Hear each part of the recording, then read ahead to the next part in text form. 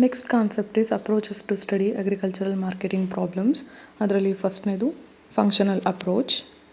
Agriculture produce farmer ಹತ್ತಿರದಿಂದ end consumer ಹತ್ತಿರ ತಲುಪೋವರೆಗೂ ನಡೆಯುವಂಥ ಎಲ್ಲ ಆ್ಯಕ್ಟಿವಿಟೀಸ್ನ ಸ್ಟಡಿ ಮಾಡೋದೇ ಫಂಕ್ಷನಲ್ ಅಪ್ರೋಚ್.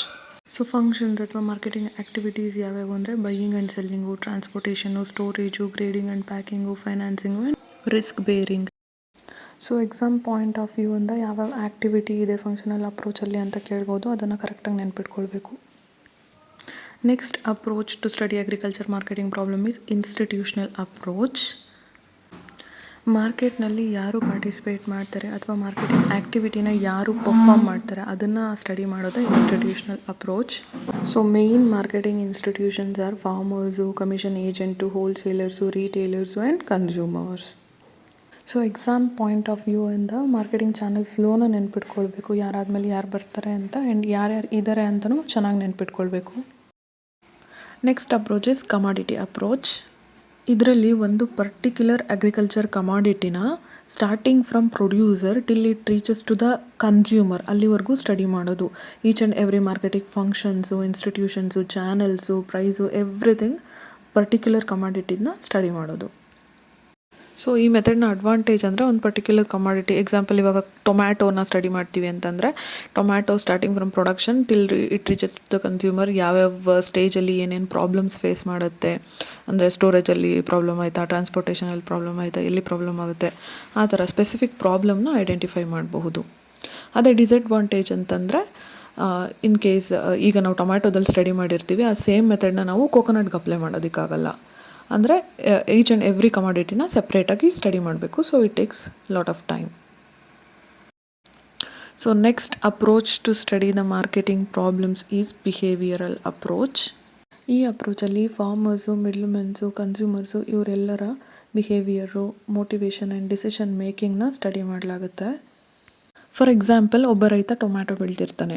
ಅವನು 2 ಥರ ಮಾರ್ಕೆಟ್ ಸಿಚುವೇಶನ್ಸ್ನ ಫೇಸ್ ಮಾಡ್ತಿರ್ತಾನೆ. ಒಂದು ಮಾರ್ಕೆಟಲ್ಲಿ ಪ್ರೈಸ್ ಜಾಸ್ತಿ ಇರುತ್ತೆ ಬಟ್ ಡಿಸ್ಟೆನ್ಸ್ ಕೂಡ ತುಂಬಾ ಜಾಸ್ತಿ ಇರುತ್ತೆ. ಇನ್ನೊಂದು ಮಾರ್ಕೆಟಲ್ಲಿ ಪ್ರೈಸ್ ಕಮ್ಮಿ ಇರುತ್ತೆ ಬಟ್ ಅವನಿಗೆ ತುಂಬ ಹತ್ತಿರ ಇರುತ್ತೆ. ಸೊ ಇಂಥ ಸಂದರ್ಭದಲ್ಲಿ ಅವನು ಏನು ಡಿಸಿಷನ್ ತೊಗೊಳ್ತಾನೆ ಮತ್ತು ಆ ಡಿಸಿಷನ್ ತೊಗೊಳ್ಳೋದಕ್ಕೆ ಏನೇನು ಫ್ಯಾಕ್ಟರ್ಸ್ ಅಫೆಕ್ಟ್ ಮಾಡ್ತವೆ ಅನ್ನೋದನ್ನು ಸ್ಟಡಿ ಮಾಡೋದೇ ಬಿಹೇವಿಯರಲ್ ಅಪ್ರೋಚ್. ಫ್ಯಾಕ್ಟರ್ಸ್ ಅಂದರೆ ಅದೇ ಪ್ರೈಸು, ಡಿಸ್ಟೆನ್ಸು, ಟ್ರಾನ್ಸ್ಪೋರ್ಟೇಷನ್ ಕಾಸ್ಟ್ ಎಷ್ಟಾಗ್ಬೋದು, ಮತ್ತು ಮಾರ್ಕೆಟಿಂಗ್ ಇನ್ಫಾರ್ಮೇಷನ್, ಅದೇ ಪ್ರೈಸಸ್ದೆಲ್ಲ ಇನ್ಫಾರ್ಮೇಷನ್ ಎಷ್ಟಿದೆ, ಪ್ರೀವಿಯಸ್ ಎಕ್ಸ್ಪೀರಿಯೆನ್ಸ್, ಅವ್ನಿಗೆ ಏನಾಗಿತ್ತು ಆ ಮಾರ್ಕೆಟ್ಗೆ ಹೋದಾಗ, ಅಂದರೆ ಬೆಲೆ ಸಿಕ್ಕಿತ್ತೋ ಇಲ್ವೋ ಆ ಥರ.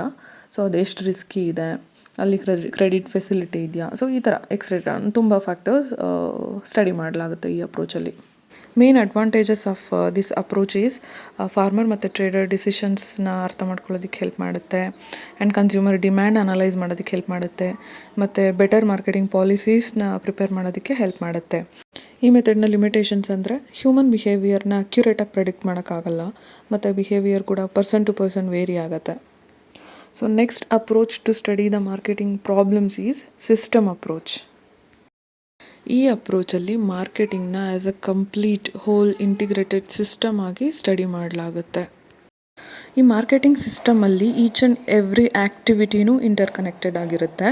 ಫಾರ್ ಎಕ್ಸಾಂಪಲ್ ಈ ಟೊಮ್ಯಾಟೊ ಮಾರ್ಕೆಟಿಂಗ್ ಸಿಸ್ಟಮಲ್ಲಿ ಇನ್ ಕೇಸ್ ಟ್ರಾನ್ಸ್ಪೋರ್ಟೇಷನ್ ಲೇಟ್ ಆಯಿತು ಅಥವಾ ಸ್ಟೋರೇಜ್ ಸರಿಯಾಗಿ ಆಗಲಿಲ್ಲ ಅಂತಂದರೆ ಸೊ ಹಣ್ಣುಗಳು ಕೊಳ್ತೋಗ್ತವೆ, ರೇಟ್ ಸಿಗಲ್ಲ. ಸೊ ಒಂದು ಆ್ಯಕ್ಟಿವಿಟಿಯಲ್ಲಿ ಪ್ರಾಬ್ಲಮ್ ಆದರೆ ಎಂಟೈರ್ ಮಾರ್ಕೆಟಿಂಗ್ ಸಿಸ್ಟಮ್ಗೇ ಇಂಪ್ಯಾಕ್ಟ್ ಮಾಡುತ್ತೆ. ಸೊ ಅದನ್ನು ಈ ಅಪ್ರೋಚಲ್ಲಿ ಸ್ಟಡಿ ಮಾಡಲಾಗುತ್ತೆ. ಈ ಸಿಸ್ಟಮಲ್ಲಿ ಸ್ಟಡಿ ಮಾಡೋ ಮೇಯ್ನ್ ಕಾಂಪೊನೆಂಟ್ಸ್ ಅಂತಂದರೆ input, process, output and feedback.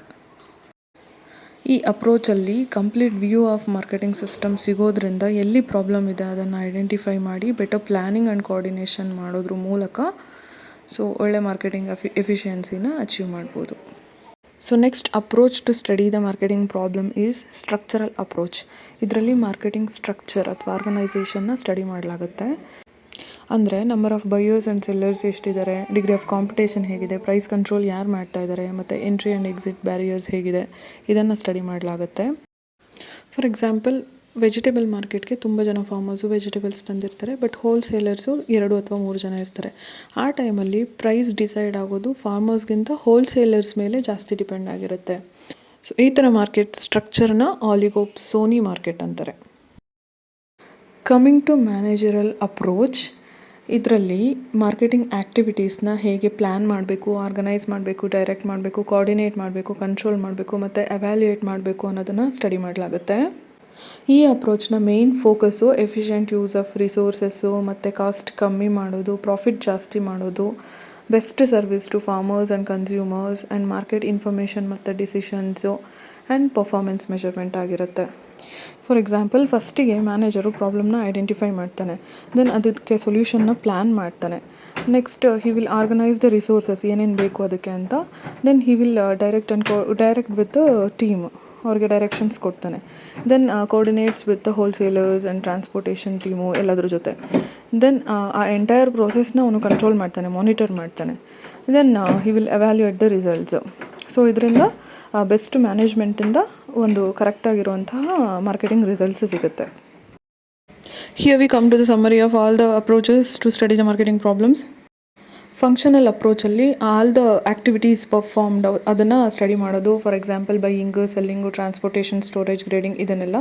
Next one is institutional approach. ಇದರಲ್ಲಿ ಈ ಫಂಕ್ಷನ್ಸ್ನ ಯಾರು ಪರ್ಫಾರ್ಮ್ ಮಾಡ್ತಾರೆ ಅದನ್ನು ಸ್ಟಡಿ ಮಾಡೋದು, like commission agents, wholesalers, retailers ಇದನ್ನೆಲ್ಲ.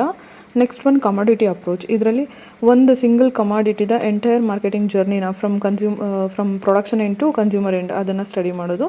Next one behavioural approach. ಇದರಲ್ಲಿ ಡಿಸಿಷನ್ ಮೇಕಿಂಗು, ಹ್ಯೂಮನ್ ಬಿಹೇವಿಯರು ಹೆಂಗಿರುತ್ತೆ ಮಾರ್ಕೆಟಲ್ಲಿ ಅನ್ನೋದನ್ನ ಸ್ಟಡಿ ಮಾಡೋದು.